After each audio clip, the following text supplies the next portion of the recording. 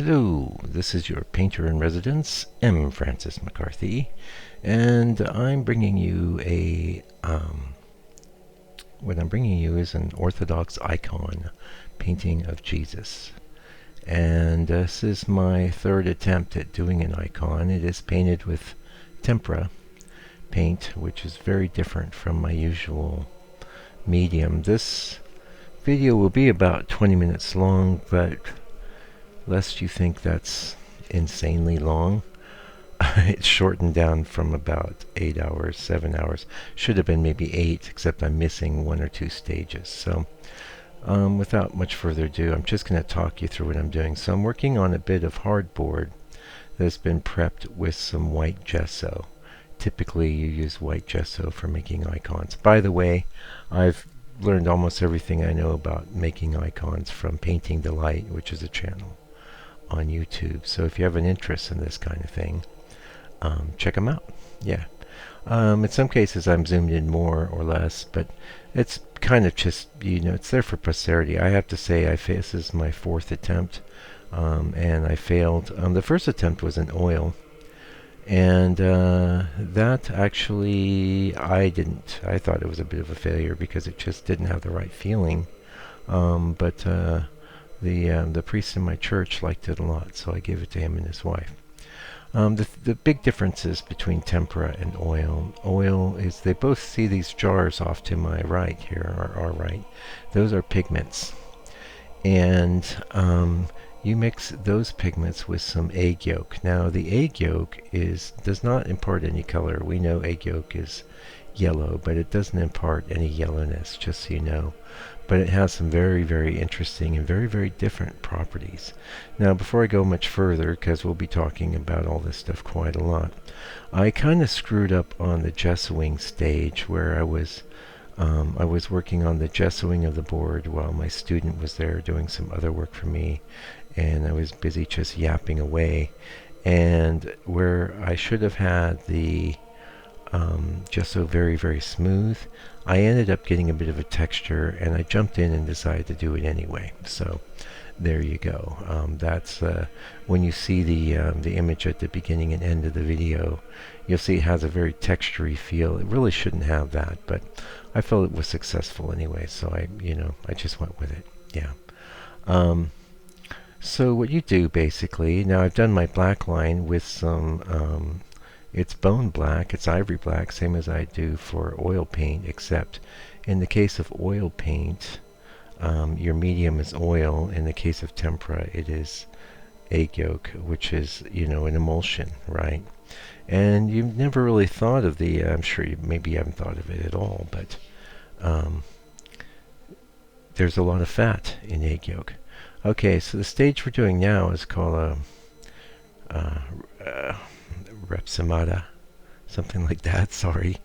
And you basically see me covering my entire drawing, and it's almost completely obscured.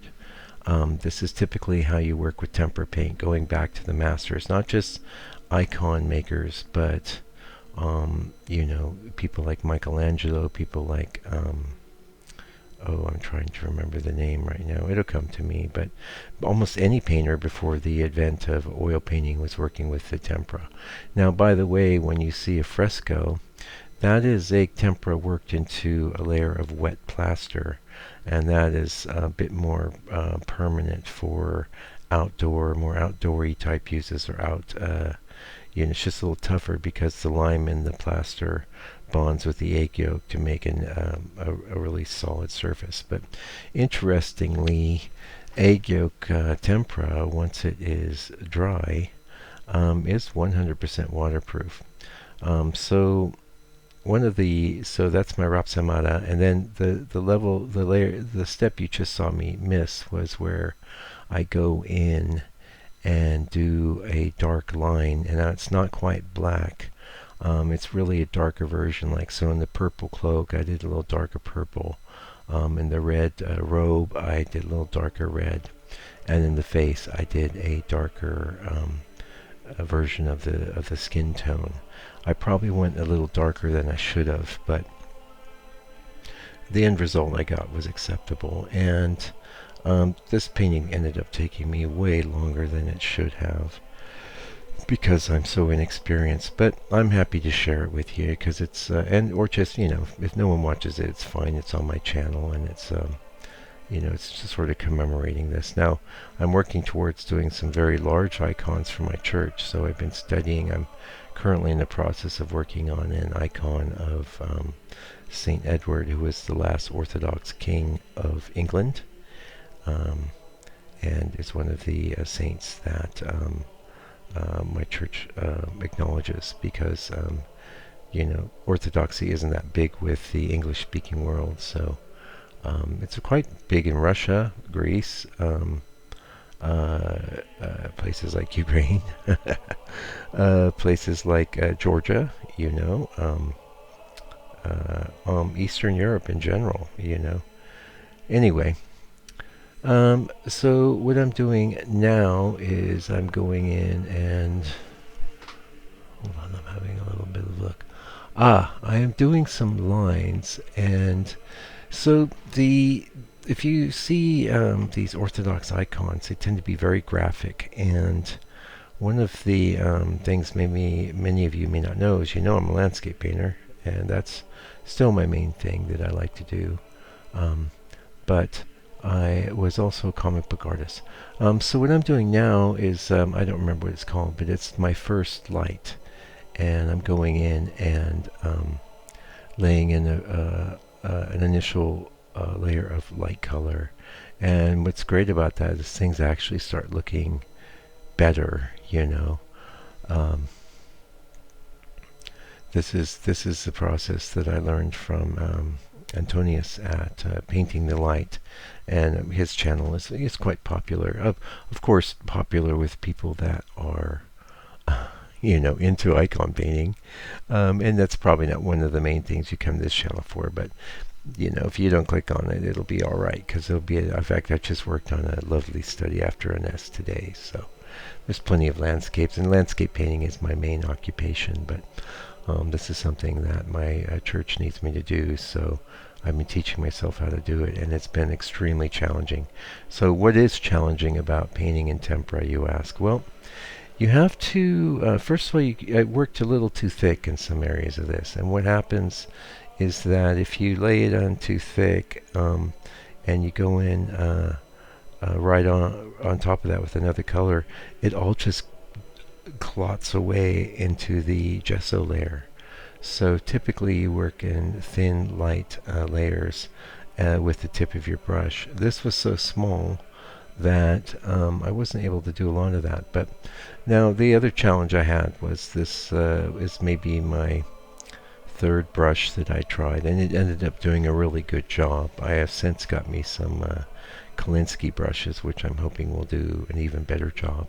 But it's actually a pretty nice brush. It's a Perla brush. I don't remember the brand name.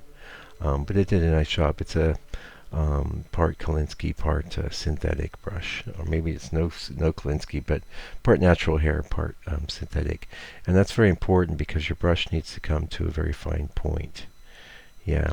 So this, like I said, super sped up. And now, at this stage, I'm feeling a little better about things, but I keep struggling on the face, okay?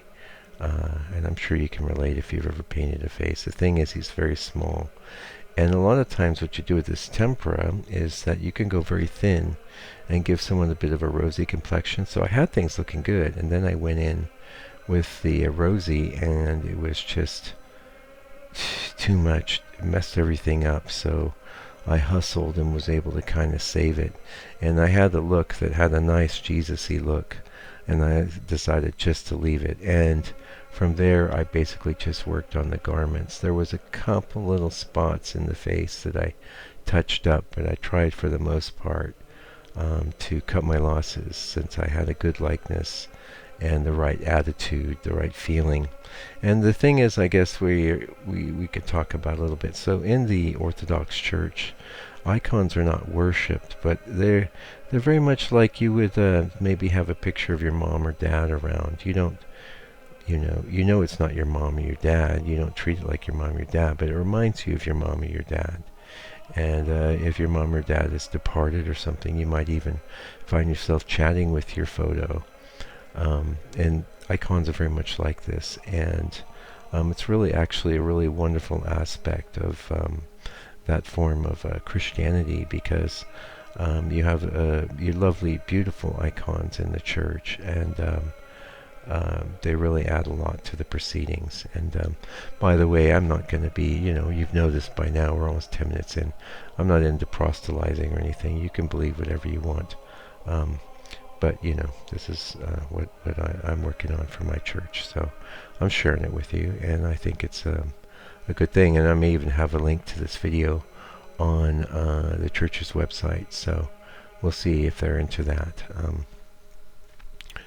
Anyway, so after you lay in the first layer of lights, you continue to add additional layers of lights. And here you see me putting that rosy color in, and I lose so much. And I was like, oh, it got away from me. Fortunately, the bones of it were okay. Yeah, you see me mixing a new light now. And so the other thing, okay, what's the challenge with tempera is that it starts drying. Now this is a ceramic little plate I got, and it worked okay. I've had a little better success working on glass. But you basically lay down a drop of egg solution, and I can tell you what that is. Yeah, so here I'm deciding to kind of strengthen the halo. Now I have one in my studio which I haven't completed yet, which has got a gold leaf base on it. It's fairly large though, so I'm going to be doing St. Edward first and then working my way up to it. And here you see me getting ready to work in a bunch of lines. And the great news is this will be 4K, so you'll be able to see it in pretty good detail. Just maximize the screen. I could have zoomed in, but I kind of wanted to show the little palette. And now this is a little ready-made frame I had with the glass on it, and it occurred to me, I could just use that. I've since got a bigger one. And, I compulsively record everything I do, so I really can't help myself. And then it's silly to record things and not share them, so I'm sharing it. But I kind of started feeling a bit more confident at this point. And I'll be honest with you, that face, I was just stressing. I'm sweating bullets. I'm not sure I'm going to do things here. I kind of got a sense of like, okay, I'm going to go in and do a bunch of lines and things that are darker, and the brush really started working well for me. Oh, what I'm doing now is just a little touch up on some of the areas of the flesh, the next day. Like I say, that textured gesso really sort of worked against me. On the other hand, I showed it to my student, and she's, I love the texture. I'm like, well, that's good, because it's not supposed to have texture. But the nice thing about that is actually it looks like it's a real thing. It has an energy to it and a quality to it that is it's significant, because it's designed to be something that's used in the process of going to church, and or lots of Orthodox Christians have an icon wall, or they have many icons in their home, or they have little area set up where they might burn a candle for their departed loved ones and things. So yeah, like I said, I was starting to click. I was getting you could, if you have an interest in this, I imagine most people have already left, so I'm assuming you are if you're nearly 15 minutes in now. Go check out that Painting the Light channel, and you'll see what I'm after. Now, he's doing a very, very stylized, very manneristic approach called the Cretan style, from Crete. Not that he's a Cretan. I'm interested in a style that's a little older than that, a little more naturalistic, but still very designy. And the thing is, one of the reasons you might say is, well, why didn't the oil one work out? Well, oil is kind of a sensuous medium, it's lubricous. It blends very easily, where with you get that level of abstraction, and the way that you have to approach blending with the tempera, which is by laying down thin lines. lends itself to creating an image that is holy and a more sacred type of image. So, and that was definitely my experience once I got an icon that was right. And the failures, man, it's all good. I know I'm getting old now, so I know anytime you start something new, you need to be prepared to fail. Um, I didn't know what I was going to do on that book and the Bible he's holding. I ended up just kind of coming with the cross and putting more lines in it, and I put a lot of lines on everything, and first I started with the dark lines, and then I went in with the lighter lines. And a lot of times in the many styles of iconography, those lighter lines will be very, very bright, even white. That's not something that interests me. I mean, I love that look for Antonius that does it, but I want a little more naturalistic look. So, although I think I could have pushed it a little further. If this wasn't so tiny, this is 4 by 6 inches, by the way. I would have pushed it further.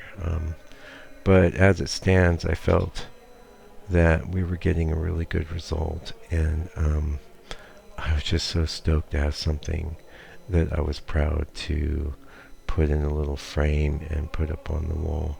It's still actually in my drying area. Oh, you're getting a sense of it now. Yeah. I did the Bible last in it, and now I had a reference, and the reference was from 1300, and beautiful. And actually, what I'd done on the reference, it was, bits of it were flaking away from, not the photo, but the icon itself. I took the healing brush in Photoshop, and I did basically a virtual restoration on it, and that came out really nice. So it's a very inspiring icon, and no doubt I'll paint it again larger, because there's quite a few icons where I don't feel the face of I don't resonate always with. I don't always resonate with the expression or style of the face of Jesus the way some artists do it. This one I definitely did. And you can see it's very interesting. It's this very long nose and kind of a short upper lip. Typically, too, you'll see icons are lit a certain way. It's a semi-natural lighting. Like there's always fairly deep set eyes with highlights right underneath, and always highlights right on the nose, and always shadows kind of on each side of the nose. There's a lot of touchstones, which I'm happy to say I hit a lot of them here. And one day I'll look back on this and go, whoa, I'm so much better now. And it's a sideline for me. My main line is always going to be landscape painting. Well, we can't say that, but that's my real love, is landscape painting. But I did enjoy and love doing this, and was happy to create something that I thought was beautiful. You can see we're zooming in on it. I got you my brush there. Actually, you can probably see the brand name if you're interested. Yeah, I'm pretty stoked. Yeah, pretty stoked indeed. He's got a great attitude, a great. There's a few things about it that I would like to improve, but I'll do that larger later, right? So anyway, if you got this far, thank you for watching this. Whether you're a Christian or not a Christian, I think tempera is a very interesting medium to work in. You could do a lot of different things. Painting the Light, his channel, by the way, is not just icons. He has studies of Michelangelo, and oh God, I wish I could remember this other artist he did. There was the guy that did Venus. Yeah. Anyway, until I come back with another video, which will be a landscape, do me a favor. Do me a real favor. Take good care of yourself and your family and all your loved ones. And do your best to love your enemies. And while you're doing all that, stay out of trouble, okay? And until I do come back with another video, God bless you and your family. I hope you guys stay healthy in this time. And see you again real soon.